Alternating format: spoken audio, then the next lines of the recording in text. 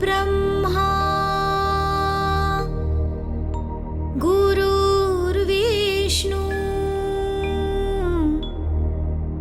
गुरुर्देवो महेश्वरा। విశేషము వినాయకుడికి కానీ లలితాదేవికి కానీ మనకి విశేషంగా నివేదన చేయడంలో బెల్లం చాలా ప్రాముఖ్యం. ఏమంటున్నారా?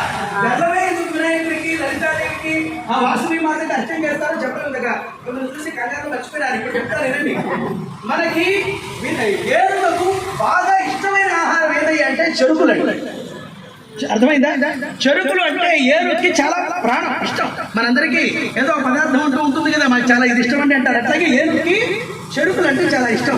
ఆదిరాం బాబా చరిత్రలో కూడా ఆయన గదిలో పెట్టి తెల్లారిలోకి ఈ లారీ ఈ చెరుకులన్నీ ఖాళీ చేయాలి, అప్పుడే నీ భక్తుడివి మీరు నిరూపిస్తామని అన్నప్పుడు ఆయన హాయిగా నిద్రపోయినాడు చెరసాల్లో. వెంటనే ఏనుగు రూపంలో వెంకటేశ్వరం వచ్చి చెరుకులు మొత్తం తిన్నాడు. చెరుకులు అంటే చాలా ఇష్టం ఏనుగు. అలాగా గజముఖుడు వినాయకుడు.